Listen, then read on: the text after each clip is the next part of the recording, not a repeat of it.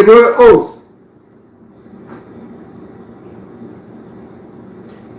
Hébreux 11, alors, on va prendre là où on a laissé hier. Donc, je vais prendre à partir du verset...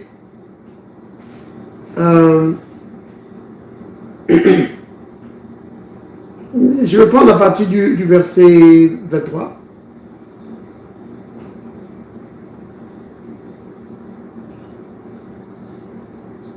C'est par la foi que Moïse, à sa naissance, fut caché pendant 3 mois par ses parents, parce qu'ils virent que l'enfant était beau et qu'ils le craignirent par l'ordre du roi. C'est par la foi que Moïse, devenu grand, refusa d'être appelé fils de la fille de Pharaon.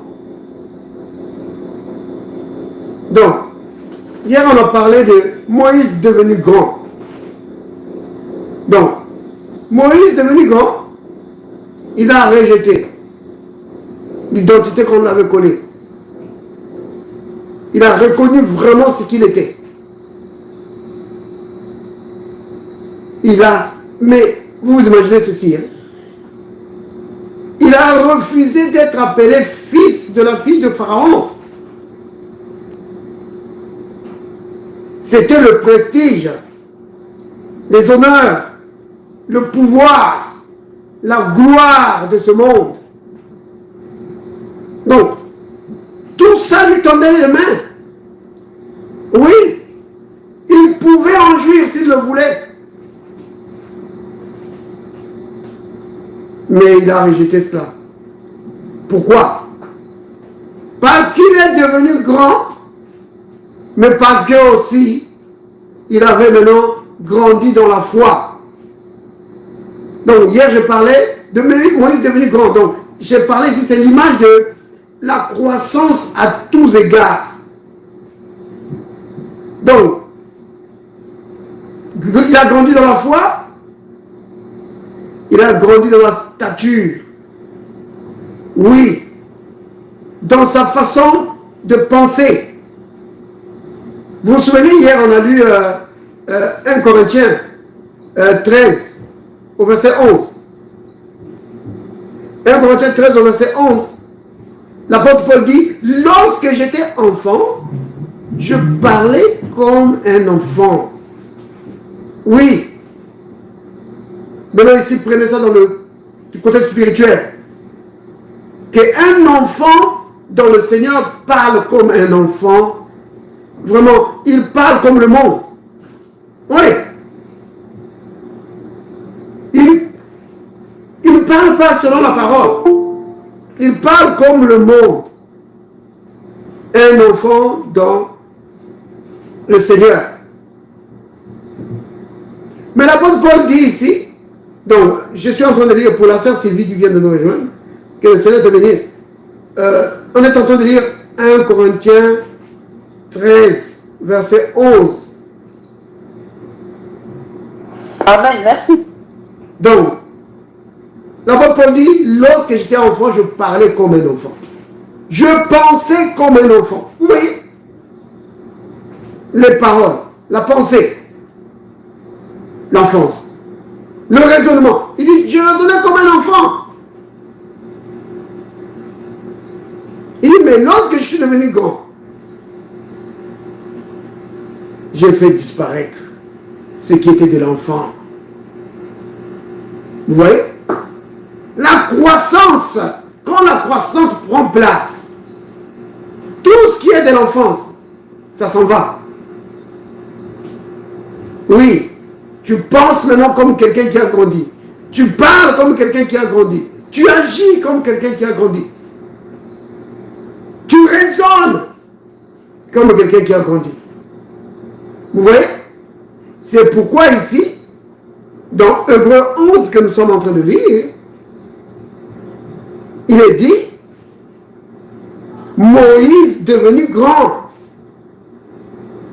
Donc c'est le verset 24. Hein? Hébreux 11, verset 24. C'est par la foi que Moïse, devenu grand, refusa. Il a grandi dans la foi, a grandi dans la stature, il a grandi dans sa mentalité et dans sa capacité de reconnaître son identité.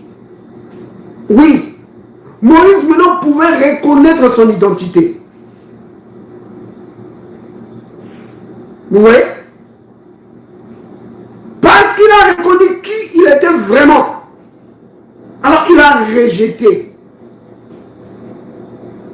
l'identité qu'on lui donnait avant. Fils de la fille de Pharaon, il dit non. Non. Mais Moïse, tu te rends compte ce que tu vas rater?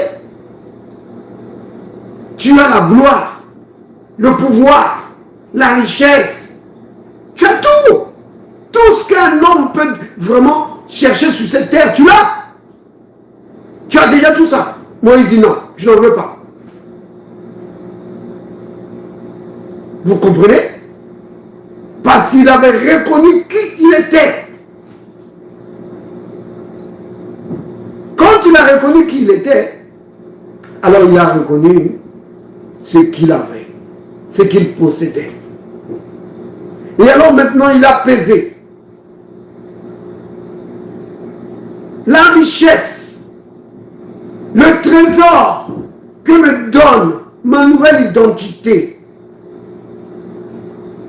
Est-ce que c'est plus que l'identité que j'avais avant dans la maison de Pharaon? Il a comparé les deux. Il s'est dit non. Le trésor de Christ est beaucoup plus important. Il dit non, c'est beaucoup plus important. Vous voyez? Il dit donc au verset 25, il a dit, aimons mieux être maltraités avec le peuple de Dieu. Vous voyez? Il a aimé être maltraité avec le peuple de Dieu que d'avoir pour un temps. Bien aimé, remarquez ça. On dit avoir pour un temps la jouissance du péché. Vous avez vu? C'est ce qui se passe avec les choses du monde. C'est pour un temps. Oui, c'est pour un temps. Vous comprenez? Il dit non. Les richesses de Christ, c'est beaucoup plus important. Oui. C'est beaucoup plus important que ce que le monde me propose, que ce que Pharaon, la famille de Pharaon me propose. Les richesses de Christ, c'est de loin meilleur. Oh, ça me rappelle l'apôtre Paul. Il avait sa propre justice. Il avait sa religion. Pharisien parmi les pharisiens. Oui. Mais quand il a découvert l'excellence, les trésors de Christ, il a regardé à sa religion. Il a regardé à toute la fierté, tout le prestige qu'il tirait dans le fait d'être pharisien. Ouais, hébreu, né d'hébreu, de la tribu de Benjamin, donc toute cette généalogie. Parce que les gens se vantaient de tout ça. Que moi je descends de telle lignée. Ils se vantaient de ça. Mais quand il entre en Christ, quand il découvre les trésors de Christ, il dit il dit mais ça c'est beaucoup plus précieux. Il regarde à sa religion, à son prestige. Il dit mais c'est de la boue. C'est de la boue, ça vaut rien. Oui, il y a des gens qui se disent, nous sommes dans le groupe des messagers. Oui, des messagers de Dieu. C'est nous qui avons la révélation. C'est comme, oh, bien sûr, Dieu, il est au ciel, il le sait, que nous sommes les meilleurs sur la terre. Oui, Jésus lui-même le sait, que quand il va venir, il faut qu'il ait notre permission. Oui, il faut qu'il ait notre permission pour prendre les autres chrétiens, parce que nous sommes les meilleurs. Oui, ils ont privatisé Dieu. Oui, ils ont privatisé le ciel.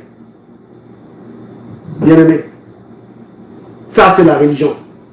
Et quand tu découvres vraiment l'évangile de Jésus, quand tu es éclairé par le Christ, tu grandis. Et quand tu grandis, tu regardes toutes ces choses de religion, de la boue, de la folie.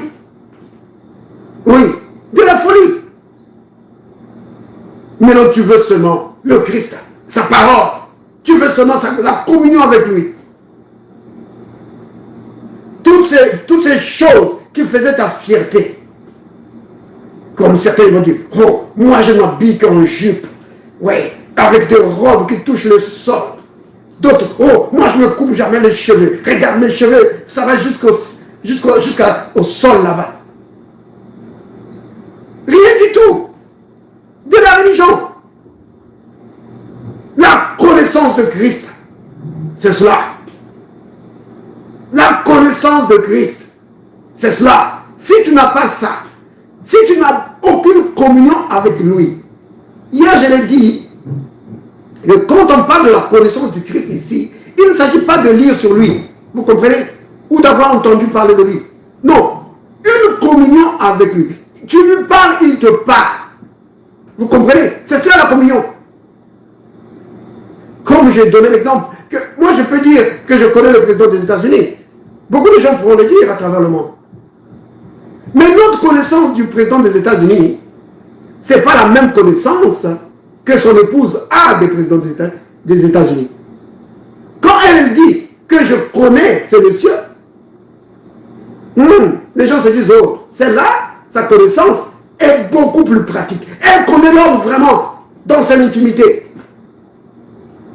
C'est de cette connaissance qu'il s'agit. La connaissance dans son intimité. Pratique avec le Christ. La communion avec lui. Alors quand tu es dans cette communion avec lui, tu grandis.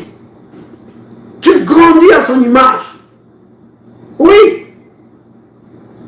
C'est à cela que servent les ministères. On pourra prendre Éphésiens chapitre 4.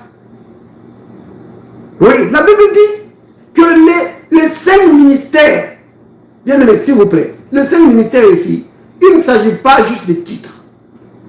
Ce n'est pas le titre qui fait le ministère. Il s'agit des onctions.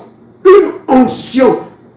Donc, il s'agit du Saint-Esprit travaillant au travers d'une personne pour qu'il puisse officier en tant qu'évangéliste, en tant que pasteur, en tant qu'apôtre, en tant que docteur. Vous comprenez? Il ne s'agit pas ici des titres, comme les gens se donnent. Il rêve un peu, il voit un peu quelque chose, il dit qu'il est prophète. Et tout le monde l'appelle prophète, prophète. Vous comprenez? Il s'agit ici des gens au travers desquels l'Esprit de Dieu agit pour édifier le peuple de Dieu. Pour bâtir le peuple de Dieu. Pour que le peuple de Dieu grandisse. Merci d'avoir affiché le passage. Donc, Éphésiens 4, verset 11, il est dit, il a donné les uns comme apôtres, les uns comme prophètes, les autres comme évangélistes, les autres comme pasteurs et docteurs. Pourquoi? Pour le perfectionnement. Pour amener le peuple de Dieu à la perfection, c'est-à-dire à la maturité. Oui, pour le perfectionnement des saints. Parce que les saints de Dieu, le peuple de Dieu, a été appelé pour exercer le ministère. Quel ministère? On appelle ça l'œuvre du ministère. C'est-à-dire continuer les œuvres de Christ, détruire les œuvres du diable partout où elles se trouvent. Vous comprenez bien, aimé? Oui. Édifier le peuple de Dieu. C'est à cela que servent les ministères. Le ministère ne sert pas à bâtir un empire. Ouais, on bâtit un empire Et on a des succursales partout dans le monde. Et on amasse de l'argent. Le ministère, c'est avant tout, pour édifier le peuple de Dieu. Comment ça? Mais regardez maintenant le verset 13. Il dit, pour l'aide du ministère, il dit, jusqu'à ce que nous soyons tous parvenus à l'unité de la foi. Vous voyez? Normalement, ça devait être ça, l'unité de la foi. Mais ce n'est pas tout. La connaissance du Fils de Dieu. Vous voyez? Et c'est ce que je disais ici. Que ce que vous voyez là, la connaissance du Fils de Dieu, c'est en train de nous parler de la communion avec le Fils de Dieu. Donc, si dans ta vie spirituelle, si là où tu es, bien-aimé, peu importe l'endroit où tu te trouves, peu importe combien c'est beau, peu importe combien de miracles, hein, Dieu descend chaque fois, oui, dans le feu et la fumée, mais si ça ne t'aide pas à entrer dans la communion avec le Fils de Dieu, quitte là. Ne reste pas là, quitte. Parce que le ministère doit t'aider à la connaissance du Fils de Dieu. Oui, c'est ce qui va te faire grandir. Parce que notre croissance se mesure uniquement à la stature parfaite de Christ. Pas autre chose.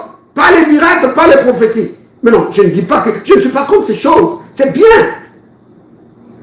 Mais ta croissance spirituelle se mesure sur l'échelle de la stature parfaite de Christ. Donc le ministère doit t'aider à ça. Donc la parole est donnée pour que le peuple de Dieu grandisse. Pour ressembler de plus en plus à Christ. Pour marcher dans son amour. Vous comprenez? C'est cela. C'est cela, bien-aimé. Alors, regardez. Maintenant, l'apôtre Paul dit ici, la connaissance du Fils de Dieu, à l'état d'homme fait, donc des adultes maintenant, à la mesure de la stature parfaite de Christ. C'est cela. Verset 14. Afin que nous ne soyons plus des enfants flottants, agités de part et d'autre, et emportés à tout vent de doctrine par la tromperie des hommes. Vous voyez? Hier, j'en ai parlé. La tromperie des hommes. Oui. Ils vont utiliser la ruse et les moyens de séduction. Oui. Ils vont dire, si tu ne crois pas ce que moi j'enseigne, tu ne pourras pas avoir assez de foi pour aller à l'enlèvement. Ah ouais? Qui t'a donné ces droits-là? Donc, ils vont s'octroyer des droits, des titres, des privilèges que Dieu ne leur a pas donnés. Tout ça pour séduire le peuple de Dieu. Si tu n'es pas contre, si tu n'es pas avec nous, l'enlèvement, tu oublies ça, tu n'iras pas à l'enlèvement. Mais bien aimé, qui t'a donné ce droit d'exclure les gens de l'enlèvement? En ce qui concerne le salut, l'enlèvement, le royaume de Dieu, c'est le domaine privilégié, réservé au Seigneur. Oui. C'est le privilège et vraiment le domaine réservé du Seigneur.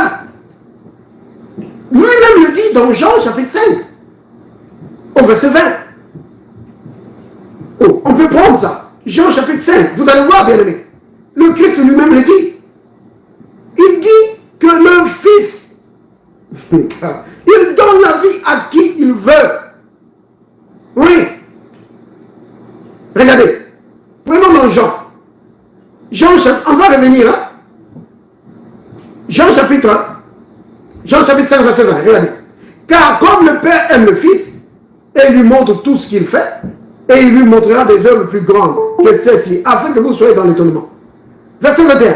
Car comme le Père ressuscite les morts et donne la vie, ainsi le Fils donne la vie à qui il veut. Vous entendez? Le Fils de Dieu donne la vie éternelle, à qui il veut. C'est son domaine. C'est son domaine bien-aimé. Aucun homme ne peut s'immiscer dedans. Dire que non, si tu n'es pas avec nous, tu n'iras pas au ciel. Si tu n'es pas avec nous, tu n'iras pas à l'enlèvement. Si tu n'es pas avec nous, eux. Mais qui t'a donné ce droit-là? C'est le domaine réservé de Dieu. Et heureusement que c'est comme ça. Parce que sinon, il y aura certains qui vont privilégier le ciel, qui vont dire que c'est seulement notre église qui va aller au ciel. C'est seulement notre église. Si vous ne croyez pas notre pasteur, vous êtes perdus. Vous voyez? Mais, cependant, nombreux croient ça. Si vous n'êtes pas dans la grande église qui existe depuis des siècles, vous n'êtes pas sauvés. Ah oui? Mais qui vous a donné ce droit-là? Vous avez privilégié le ciel. Ils ont fait une OPA sur Dieu. Vous ne pouvez pas faire une OPA sur Dieu. Dieu existe, il règne. Oui. Vous comprenez? Le Fils de Dieu, oh j'aime ça. Comme le Père ressuscite les morts et donne la vie, ainsi le Fils donne la vie à qui il veut. À qui il veut. Oh, nous ne les aimons pas. Nous n'aimons pas cette église-là. Oui, le Père donne la vie à qui il veut. Oui. Dieu ne fait exception de personne. Il ne fait pas de favoritisme. Ouais. En tout endroit. Oui. Oh, ça c'est Actes chapitre 10. On reviendra sur le texte qu'on était en train de lire tout à l'heure. Prenons Actes chapitre 10. Le verset 35, je pense.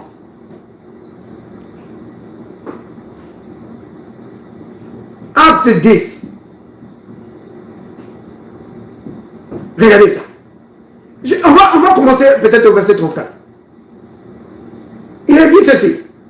Alors Pierre, ouvrant la bouche, dit, en vérité, je reconnais que Dieu ne fait pas de favoritisme. Dieu ne fait pas d'exception de personne. Acception de personne. Non. Mais qu'en toute nation, vous entendez ça bien aimé? En toute nation. Oui, dans toute église. Peu importe l'église à laquelle vous appartenez. Celui qui le craint et qui pratique la justice, lui est agréable. Vous entendez? Oui. Peu importe où tu te trouves, peu importe ta nation, peu importe ta race, oui, peu importe ton rang social, si tu aimes Dieu, si tu le crains, tu vis dans la communion avec lui, tu marches dans sa parole, tu es agréable à Dieu. Peu importe ce qu'ils ont pour dire. Oh, mais eux, ils ne croient pas comme nous. Nous croyons plus. Nous expliquons plus la Bible. Nous connaissons tous les mystères de la Bible. Zéro. Si tu ne crains pas Dieu, si tu n'as aucune communion avec lui, il ne te connaît pas. Il ne te connaît pas. Vous comprenez? Ah oui? Oh, j'ai envie de parler des 10 vierges ici, mais je vais laisser ça, sinon ça va être un autre sujet.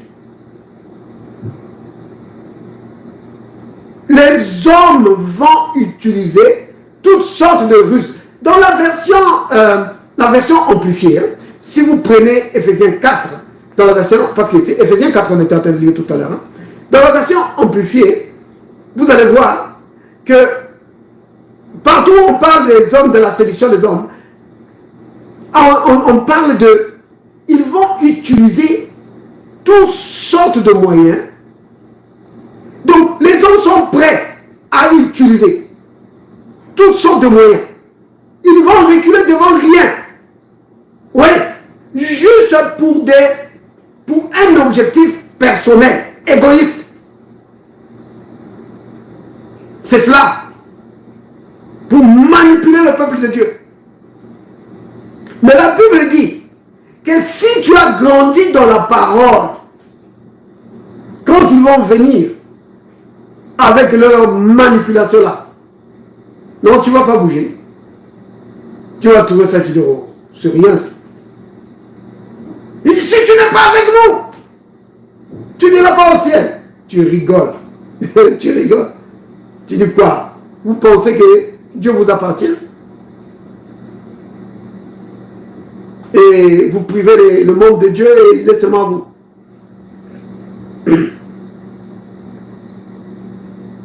Vous comprenez bien, aimé? En toute nation. Oh, j'aime cette parole de l'apôtre Pierre. Mais c'est en fait, hein, si vous prenez cette histoire, vous allez voir que la raison pour laquelle Pierre pouvait parler comme ça, c'est parce que Pierre, entre-temps, il avait grandi. Il avait grandi. Il a été à l'école de Dieu. Il a été enseigné de Dieu. Oui. La Bible dit que Dieu m'a appris. Parce qu'il ne pouvait pas entrer dans la maison d'un non-juif. Il dit, mais Dieu m'a appris à ne regarder personne comme souillé. Parce que les juifs, ils voyaient les non-juifs comme des gens souillés. Que quand il allait chez un non-juif, il allait se souiller. Et Dieu, au travers de la vision, lui a montré qu'il n'appelle pas souillé ce que moi j'appelle saint. Il a appris sa leçon. C'est pourquoi maintenant, il pouvait parler comme ça. Que j'ai compris. Ouais, que je reconnais que Dieu ne fait pas de favoritisme. Qu'en toute nation, celui qui le craint et qui pratique la justice, lui est agréable. Vous comprenez, bien-aimé? Rien que cette écriture-là, c'est le verset que nous venons de lire, bien-aimé. Si tu le comprends, ça va déjà te faire grandir. Oui, certainement, ça va déjà te sortir du sectarisme. Oui, vous comprenez ce que c'est le sectarisme? Le sectarisme, c'est de penser que dans le royaume de Dieu, il n'y a que toi. Ou il n'y a que ton groupe. Il n'y a que nous. Les autres. Oh non. Dieu ne le connaît pas. Dieu connaît seulement nous. Nous seulement. Et aussi longtemps que les gens sont avec vous, oh, Dieu les connaît. Mais s'ils deviennent seulement en désaccord avec toi, qu'ils ne voient plus les choses comme toi, Dieu ne les connaît plus. Oh non, Dieu ne vous connaît pas. Nous seulement, c'est seulement nous. Vous voyez, c'est ça le sectarisme. Mais quand tu as compris ceci, tu comprends, comme l'apôtre Paul disait, quand il écrivait dans ses lettres, que si vous êtes convaincus que vous êtes de Dieu, sachez que nous aussi nous sommes de Dieu. Vous comprenez? Oui. Ne privatise pas Dieu. Parce que le Fils de Dieu donne la vie à qui il veut. Oui. C'est lui qui peut visiter quelqu'un là-bas en Arabie. Oui. Un musulman, il le visite et se révèle à lui. Et lui donne la parole. Il y a plein de témoignages comme ça qu'on voit. Dans des endroits où le nom du Christ n'a pas été évoqué. Mais le Seigneur visite quelqu'un. Et il communique la vie. Alléluia. Le Fils de Dieu donne la vie à qui il veut. Alléluia. Vous comprenez, bien aimé? C'est important. Donc, quand nous grandissons, nous échappons aux manipulations des ordres. Oui. C'est vraiment important ça. Maintenant, bien aimé, vous savez ce qu'il y a de difficile avec l'état d'enfant. Quand tu es encore enfant, c'est que tu ne peux pas jouir de tes privilèges en Christ. C'est ça le grand problème. Normalement, ce n'est pas vraiment... comment je peux dire ça? Si, quand un enfant vient au monde, c'est normal qu'il soit encore bébé. N'est-ce pas? Parce que les enfants ne viennent pas au monde adulte. Donc c'est normal qu'il soit bébé. Maintenant, quand tu le nourris avec la nourriture des bébés, ce bébé doit grandir. Vous voyez? Et après à un certain étape, son régime alimentaire va changer. Pour manger du solide. Parce qu'il a besoin de plus d'énergie. Pour l'accompagner dans sa croissance. Vous voyez? Alors, dans les Écritures, dans 1 Pierre, chapitre 2, verset 1, on dit déjà que la nourriture qu'on va te donner, le lait qu'on va te donner pour grandir, ça ne va t'aider que dans la mesure où tu as rejeté des choses. Parce qu'il y a des choses qui empêchent la croissance. Vous voyez? Alors, l'apôtre Pierre dit que tu dois rejeter. Donc, c'est 1 Pierre 2, à partir du premier verset. Donc, il y a des choses que tu dois rejeter pour que ta croissance puisse se faire correctement. Il dit, tu dois rejeter la malice, tu dois rejeter la ruse. Merci d'avoir affiché le passage. Rejetons donc toute malice, toute ruse, la dissimulation, l'envie, toute médisance. Vous voyez ces choses ici? Tu dois les rejeter, donc tu dois les refuser. Oui, si la Bible nous dit de rejeter, c'est que nous pouvons rejeter, nous pouvons le faire. La dissimulation, tu peux le faire, bien aimé. Mais non, tu désires le lait spirituel. Et le lait spirituel là est censé te donner la croissance. Vous comprenez?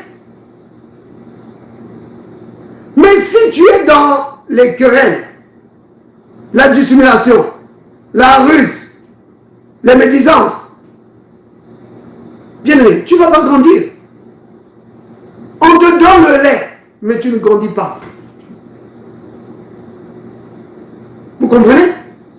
Tu dois éviter. Il y a des choses que tu dois éviter pour que tu grandisses.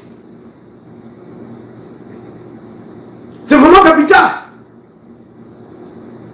Donc, je disais que si tu es bien nourri et que tu as fait ces choses-ci, que tu as rejeté les obstacles là, normalement, tu dois grandir. Mais maintenant, certains vont dire, mais frère, moi j'ai fait toutes ces choses-là. Là, les malices, les disputes, toutes ces choses-là, moi j'ai abandonné. Mais j'ai l'impression de ne pas grandir. Dans ce cas, bien aimé, tu n'as pas reçu le lait. Si tu ne grandis pas, tu n'as pas reçu le lait. Tu n'as pas reçu le lait. Et c'est le cas de beaucoup d'enfants de Dieu. Oh oui, je connais. Il y a des endroits où je connais. On dit, frère, ne fais pas ceci. Sœur, ne fais pas ceci. Ne fais pas ça. Ne fais pas ça. Ne t'habille pas comme ça. Ne t'habille pas comme ça. Des règles et des règles, des règles. Tu vas les voir, les gens, ils font tous leurs efforts pour plaire au Seigneur. Mais ils ne grandissent pas dans la stature de Christ. Pourquoi? Parce que le lait n'est pas donné. Le lait n'est pas donné. Alors le peuple de Dieu ne grandit pas. Vous voyez? Régime alimentaire inadapté. Mais quand on te donne le lait est tellement riche. Oui, ça te fait grandir. C'est vraiment capital. Oh, bien aimé. Aujourd'hui, je voulais parler de la similitude entre l'église de Corinthe et l'église d'Éphèse. Mais je ne sais pas si je vais avoir le temps pour le faire. Alors, je disais ceci, que le problème avec le fait de rester longtemps dans l'état de bébé, c'est parce que tu ne peux pas jouir de tes privilèges. J'ai montré tout à l'heure le cas de Moïse. Que Moïse, parce qu'il a grandi, c'est pourquoi il a reconnu son identité. Et il a grandi à tous égards, comme il est dit dans Ephésiens 4. que tu grandis dans tous les domaines. Dans la stature, dans la connaissance, dans le raisonnement. Oui, tu grandis dans la stature de Christ. Donc, tu connais ton identité et tu connais qui tu es. Puisque tu connais tout ça, tu connais aussi comment en jouir, comment tirer profit de ce qui t'appartient. Vous voyez? C'est vraiment important. Tu sais comment tirer profit de ce qui t'appartient. Parce que un enfant, donc un héritier, aussi longtemps qu'il est enfant, il n'est pas différent d'un esclave. Bien qu'il soit le maître de tout. Ce détail-là me met vraiment, ça me fait mal au cœur. Bien qu'il soit le maître de tout, mais il n'est pas différent d'un esclave. C'est triste. Les démons dominent sur lui. Mais parce qu'il ne sait pas que le Seigneur a déjà dit dans sa parole, Luc 10, verset 19, que je vous ai donné l'autorité, le pouvoir. Donc ça c'est exousia. Je vous ai donné le pouvoir de marcher, de dominer sur les serpents, sur les scorpions et sur toute la puissance de l'ennemi. Rien ne pourra vous nuire. Mais l'enfant de Dieu ne connaît pas ça. Alors il est dominé par les circonstances de la vie. Il est dominé par les démons. Il est dominé par les maladies. Tu vas entendre des choses comme « Ah frère, qu'est-ce qu'on peut faire? On n'est que des humains. Qu'est-ce qu'on peut faire à ça? Frère, nous ne pouvons rien faire. » Vous voyez? Dominé. En train de parler comme le monde. Vous voyez? Quand on parle de la mondanité, beaucoup de chrétiens pensent simplement « Oh, moi je ne m'habille pas. Moi je ne m'habille pas comme les gens du monde. Moi je m'habille comme un saint ou comme une sainte de Dieu. Moi je vais à l'église tout le temps. Je ne mets pas des bijoux. Si je vois quelqu'un mettre des bijoux, le péché. Je ne mets pas des bijoux. Je suis une sainte. Ma robe va jusqu'au sol. Même la pointe de mes pieds, on ne voit pas. Je suis une sainte. Je n'ai pas de mondanité, moi. Oh, bien-aimé, la mondanité, ce n'est pas juste dans l'apparence. La mondanité, ce n'est pas ça seulement. Vous comprenez? La mondanité, ce n'est pas seulement dans les habits. Bien sûr, si nous voyons quelqu'un qui a tout son torse dehors, comme les femmes font maintenant là, avec des décolletés vraiment méchants, et puis avec des mini-jupes, bien sûr, on va dire, oh, c'est mondain. C'est vrai que c'est mondain. Mais la mondanité ne se limite pas à ça. La mondanité, c'est aussi dans la pensée. Vous comprenez? Dans ta façon de parler. Oui. Si, quand une situation arrive, tu parles comme le monde, mais tu es dans la mondanité. Tu crains les choses que le monde craint. Tu es dans la mondanité. Oui. Tu es dans la mondanité. Quand quelque chose arrive, le monde dit, ah, nous sommes sans force, nous ne pouvons rien faire. Et toi, tu dis la même chose. Mais tu es dans la mondanité. Oui. Si tu crains les choses que le monde craint, mais tu es dans la mondanité. Le monde a peur des démons, toi aussi tu as peur des démons. Le monde a peur des maladies, toi aussi tu as peur des maladies. Oui, mais tu es dans la mondanité. Vous comprenez? La mondanité, être dans la sainteté, ce n'est pas quand quelqu'un vient avec un habit vraiment, par exemple une mini-jupe, tu dis, oh, c'est mauvais. Vite, il faut lui donner quelque chose pour se cacher. Mais quand quelqu'un vient avec une maladie, tu ne t'offusques pas. Bien-aimé, nous devons combattre les œuvres de Satan sous toutes ses formes. Que ce soit la mondanité, que ce soit la maladie, on combat cela. On dit la maladie ne restera pas ici. Mais si nous disons, frère, qu'est-ce que nous on peut faire? Vous comprenez? Nous parlons de la croissance spirituelle. Quand tu grandis, tu comprends comment tu dois te tenir. Oui. Tu ne tolères rien de Satan. Rien. Ni sa mode qu'il amène dans le monde pour dévergonder les gens, ni ses maladies, ni ses œuvres qu'il amène. Tu n'acceptes rien du tout. Oui. Au contraire, tu détruis les œuvres du diable.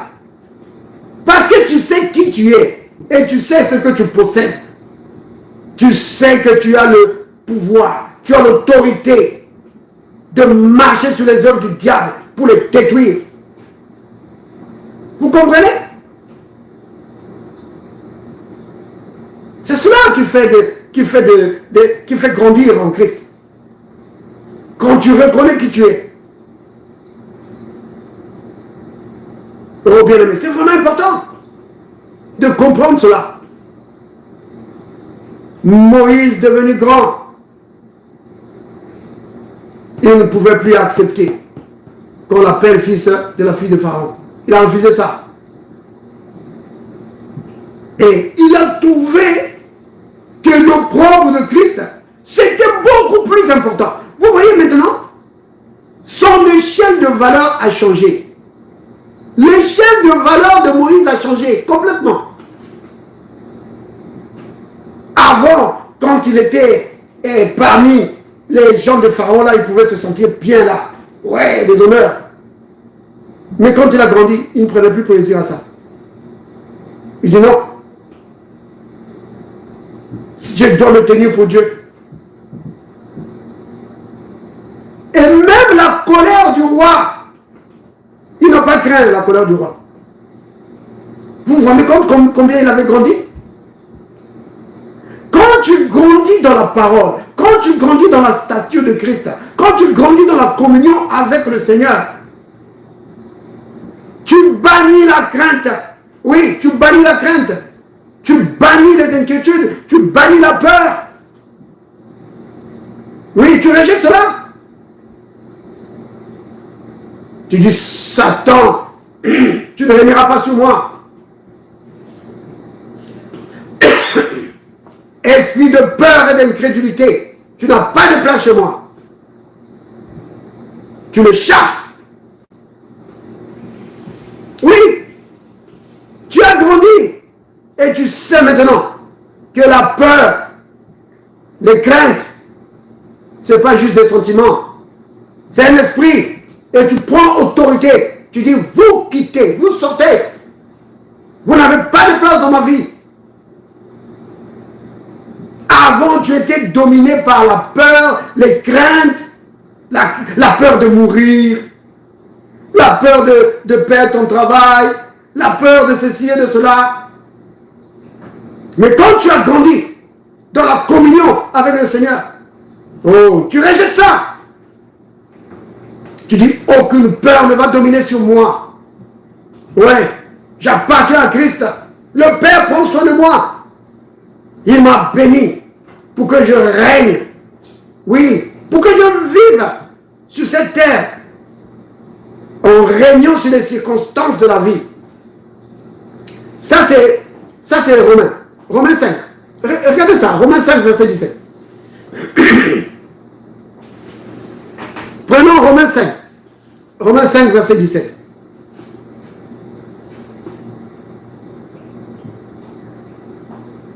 La Bible Bible dit. Tu peux lire? Oui, tu peux lire. Romains 5, 17. D'accord.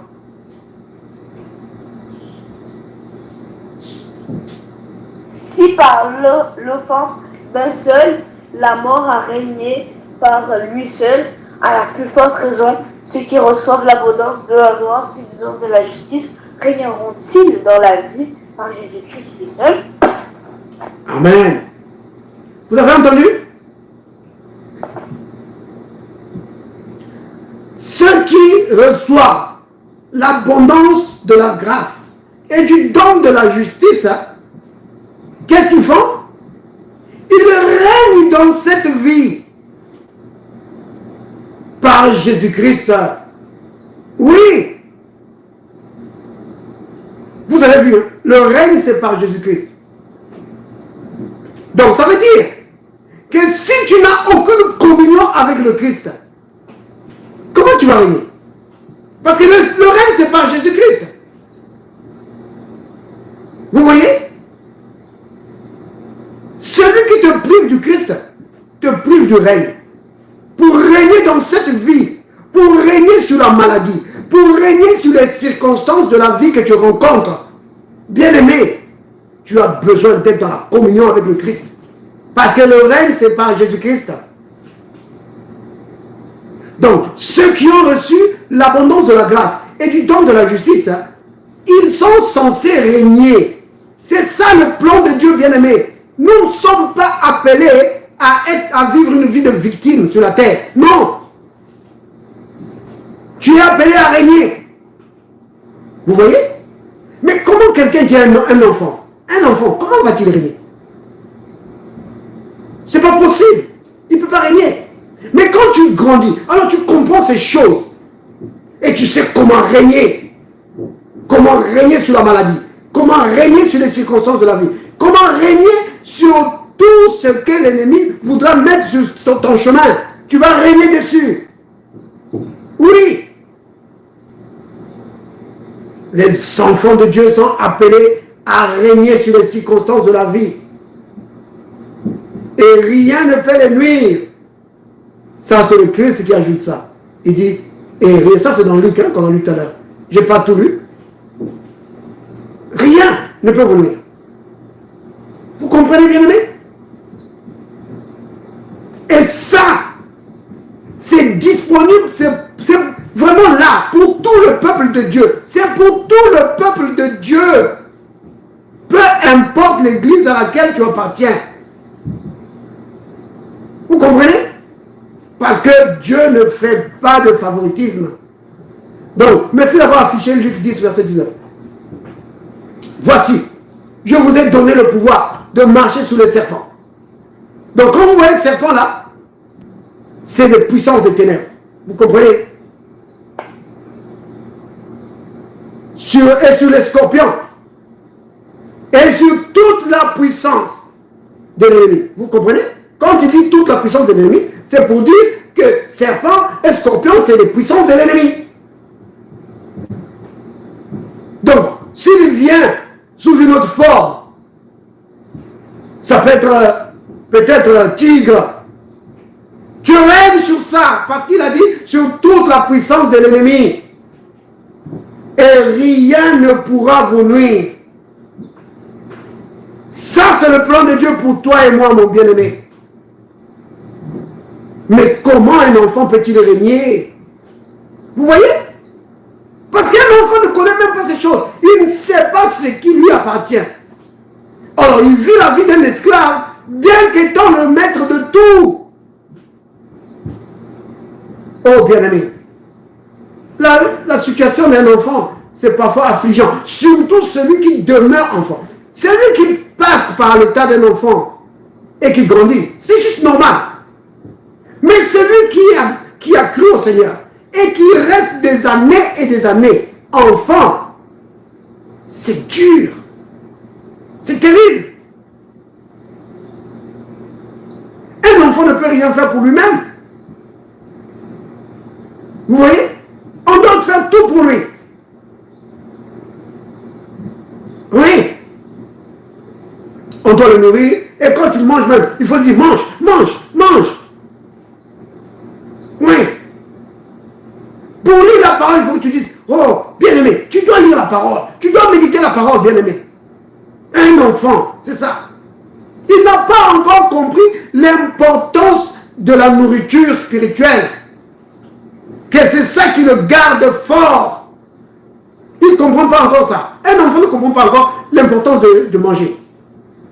Il veut se gaver de bonbons. Il pense que c'est ça la nourriture. C'est sûr que si vous laissez un enfant et vous lui dites achète ce que tu dois manger. Mais il va remplir la maison de bonbons. Il pense que c'est ça la nourriture. Mais celui qui a grandi sait que c'est pas ça la nourriture. Oui. C'est pourquoi vous allez voir dans l'église plein de blagues. On ne fait que des blagues. Ou alors on raconte des histoires. Oh, vous savez, notre pasteur. On vous parle seulement du pasteur qui était là il y a 50 ans. Notre pasteur là. Oh, c'était un grand serviteur de Dieu. Oh, en tout cas. Lui. Mais en quoi est-ce que ça va faire grandir le peuple de Dieu? Donne-leur quelque chose dans la Bible qui va les aider. Oh, notre pasteur là. Oh, quand tu conduisais sa voiture. Oh, c'était le meilleur conducteur. C'est très bien. Mais en quoi ça va aider le peuple de Dieu? Que des bonbons, des bonbons, des bonbons. Et les gens se réjouissent de bonbons. Quand ils entendent ces bonbons-là, ils sont contents. Oh, ils se réjouissent. Mais ce n'est pas la nourriture. La nourriture pour la croissance, c'est quelque chose qu'on te donne, qui soutient ton corps. Vous voyez? Les enfants. Une autre chose avec les enfants, vous savez, c'est ils ne sont pas fiables. Ils ne sont pas fiables. C'est-à-dire que ils ne peuvent pas rester là, tu ne peux pas lui dire que non, tu ne peux pas lui faire confiance, que nous confier une tâche. Non. Tu lui laisses ça après, tu vois qu'il a abandonné la tâche. Pas fiable du tout. Autre chose, avec les enfants. L'égoïsme, l'égocentrisme. Il ne pense qu'à lui-même. Ça, c'est parfois difficile. Un enfant ne pense qu'à lui-même. Il a du mal à penser au-delà de sa propre personne. Que moi. C'est incroyable. Mais celui qui a grandi, quand il va faire quelque chose, il pense aussi aux autres. Il pense aux autres. Il pense aux autres. C'est comme ça. Penser aux autres, ça veut dire aussi penser aux conséquences de tes paroles et de tes actes.